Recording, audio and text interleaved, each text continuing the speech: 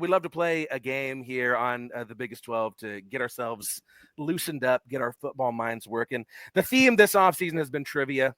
Last year we did a lot of tier lists. We're doing trivia this time. So I got 10 TCU and Fort Worth trivia questions for you two gentlemen that you are welcome to go head-to-head or work as a team. Most guests have opted to work as a team. Is that what we want to do? Yeah, we'll do teamwork. Okay, work as a team.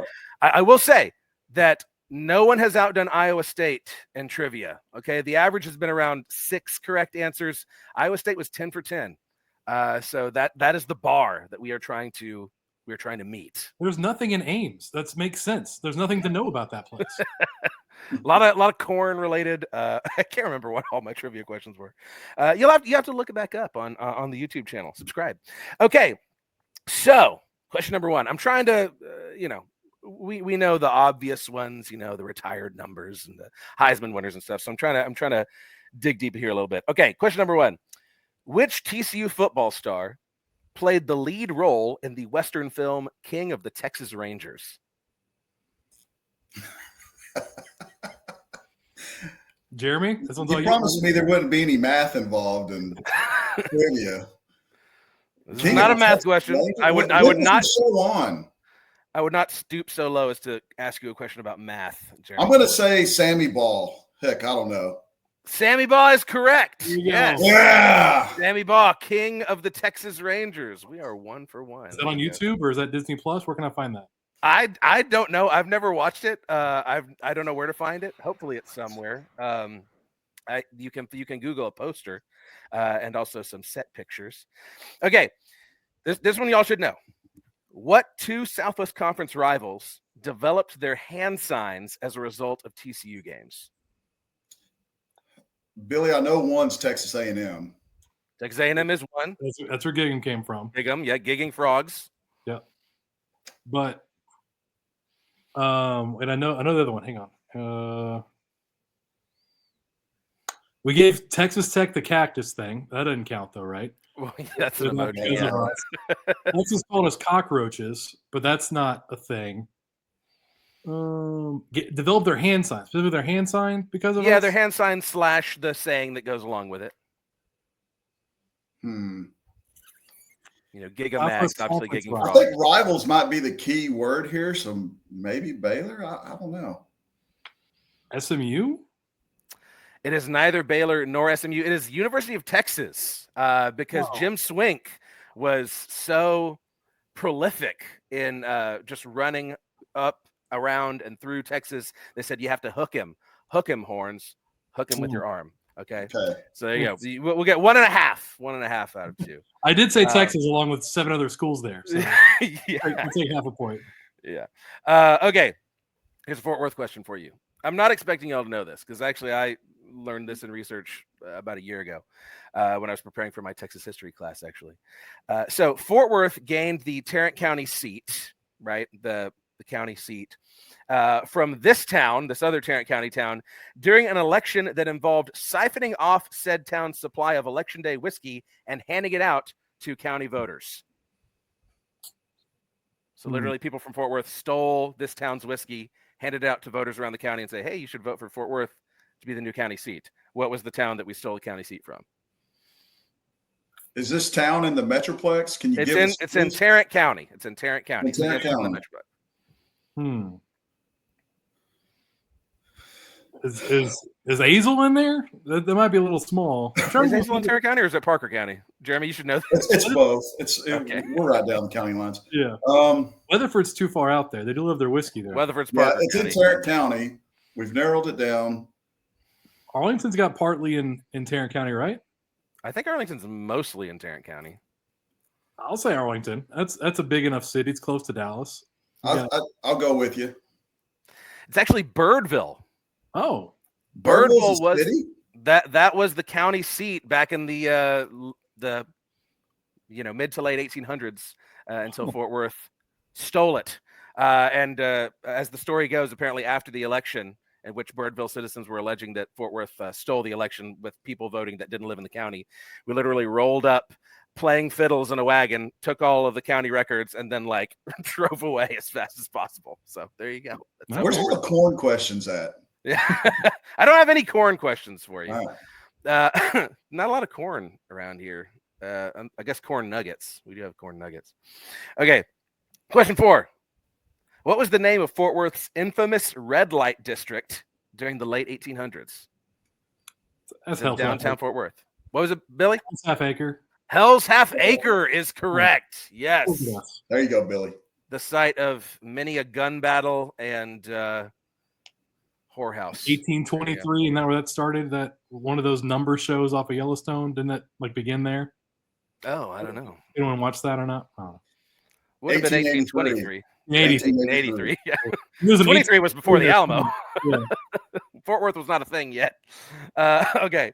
Here's one more Fort Worth history question for you, and then we'll give you a little reprieve from these for a few questions. Camp Bowie, the street Camp Bowie, right, with the red bricks. We both know what I'm talking about, yeah? Okay. Camp Bowie is named after a military base of the same name that was in this area that was built during what war? What war was Camp Bowie built for? Is that the Mexican Revolution, where the Alamo was actually part of? Or is that too far? We're too far north for that, right? Way too early in history. Fort Worth became a city in the 1850s. Not in my mind. Yeah. Not in my mind. Civil Man, War? I have no idea. Let's just go World War One. You are a great guesser, Jeremy Clark, because yes, World War I is the correct answer. Yes. That's how I got through school, fellas. Just guessing. C's get degrees. Good degrees. Fun fact, so I live really close to Camp Bowie, and there's actually a house that has a historical marker just about a block or two away from me that was the hospital for the base. It was the World War I era hospital. Okay, so that's 3.5 out of 5. There we go. We'll get that up there for you. We got very high-tech scoreboard here on the Biggest 12. All right. Since TCU joined the Southwest Conference, all right, so we're talking like, more relatively modern era of football here, because prior to the 20s, TCU had a different coach like every single year. But there have been 2 coaches that have coached for both TCU and SMU. Sonny Dykes is one. Who was the first coach to coach for both TCU and SMU? You should have gave us the other one. I knew that one. So you're talking probably in the 30s, 40s era. Right. Yeah. So this is 20s, 30s. He was so here's actually a clue for you. I'm going to hold your hand a little bit. He was a TCU coach in the 20s, got us our first Southwest Conference championship, and then he coached for SMU on their 35 team that TCU split the national championship with. So it's the reverse Sonny Dykes, kind of, in a way. Billy, I have the history of TCU football within arm's reach. Yeah, it's over there. I can see it. I can peek at it, but yeah. I have no clue. Forrest Gregg. That's just a guess, and it's a terrible guess. Forrest Gregg did not ever coach the Horned Frogs. Billy, you going to take a shot at it? No, Dutch Meyer. No, not Dutch Meyer. Dutch Meyer did coach against him, but it's Matty Bell. Matty Bell is the answer. So never heard that name before in my life. Yeah. There's only one Matty in my book at TCU, and that's Matty Lou. I heard that. Yes. Hopefully he's watching. Love you, Matt. Okay. Prior to the Sun Bowl, the 98 Sun Bowl, which we both know, we all three know and love, TCU had not won a bowl game since 1957. In fact, they only attended 5 bowl games during that drought. What was that 1957 bowl victory? We're making a lot of the old timers mad tonight. Was that a Cotton? It is a Cotton Bowl, yes. Yeah. Do we know who it was against? Oh, was that Syracuse? Yes, Billy, yes. The Cotton Bowl. Good job, Billy. Against Jim Brown's Syracuse. Jim Brown's last game. I remember that. Jim Brown's last game. And there's the iconic photo that was taken in the locker room at halftime of Abe Martin addressing the team that has been put several places. Okay. Question number 8. Besides Max Duggan, who is the first player to finish second in the Heisman voting for TCU? So obviously Davey O'Brien won. Who else finished second? Was LT second? LT was up there, wasn't he? LT was not second, shockingly. He was fourth. Fourth. Yeah. because there is no justice in this world. But who finished second? Do we know? I'll give you another guess. Second Heisman. We mentioned him earlier. Oh, it's Sammy Ball. No? Not Sammy Baugh. We mentioned him earlier. Mm-hmm. Was it that coach you said about 1,000 years ago? No. It was Jim Swink. Jim Swink finished second Jim in the Heisman Swink, voting. man. Huh. Jim Swink. The Rusk Rambler. The Rusk Rambler, yes. Wow. And Dr. Jim Swink, actually. Hopefully that gets me back in the good graces for the old timers. Yeah, yes. Okay. TCU question number 9. TCU is one of just 4 teams to have played in every single New Year's Six, BCS, college football playoff, whatever you want to call it, major bowl game. Okay, there's 4 teams in college football history that have played in all of the major bowl games. Who are the other 3 besides TCU? So we're talking Orange, Sugar, Rose, Fiesta. Yes, Orange, Sugar, Rose, Fiesta. I think Ohio State and Texas, did they both just do it? Ohio State has. Yeah. Texas has not. I think Ohio State hit that this year. What about Nebraska? Nebraska, actually, that's a good guess, but Nebraska has not. You're not far off, though. Not far off of Nebraska. Mm-hmm. Think a rival. Rival of Nebraska. Colorado? Well, more historic rival they don't play anymore. Miami? Miami is one, yes. No. That's not the rival I was thinking of. Oh, Oklahoma. Oklahoma, yes. Wow. Oklahoma is the other one. Okay, we'll Yeah. give you half a point for that one. We've gotten up to 5. Okay, so we're going to go ahead and do our 10, and then I do have 2 bonus questions just to give you all an opportunity to, earn a little, or 1 bonus question, give you an opportunity to earn some extra juice. All right, this is a Fort Worth trivia question.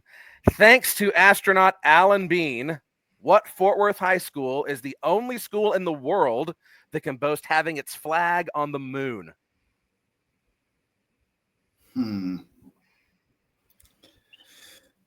Heights? Is the moon's really tall? It's not Heights. It's not Heights. Pascal? It is Pascal. Yes. There we go. That was I gonna be was the next down to guess. those 2. I was down to those. I There's was a going flag. with Pascal or Polly. There you go. Yeah, that would have been a good guess too. You think of old schools, Yeah, Pascal's got a flag on the moon. So here's a bonus question for you, just see if y'all know, because this is just too fantastic. So Davey O'Brien retired from the NFL, despite the Eagles giving him a $2,000 raise. Okay, he was like, "No, I don't really want to do this anymore. Not really feeling it." What did Davey O'Brien do for the 10 years after he retired? The first 10 years after he retired from the NFL? Do y'all know what he did? Was he in a TV show too, or what? No, he wasn't in a TV show. He probably should have had a TV show about him. Oh, should have. Was A he a lot of coach? guys back in those days were going to the military, so I'm going to say military. Yeah, it's kind of military adjacent. It's the best I can do. Yeah, I was gonna say He coach. worked for the FBI. Oh, Actually, okay. yeah, and he was like a weapons instructor at Quantico for the FBI. Davey O'Brien for 10 years. So there you go. Awesome. Hey, 6 out of 10 ain't bad. 6 out of 10 ain't bad. That's average. And Jeremy said C's get degrees, so that's all we're really trying to do.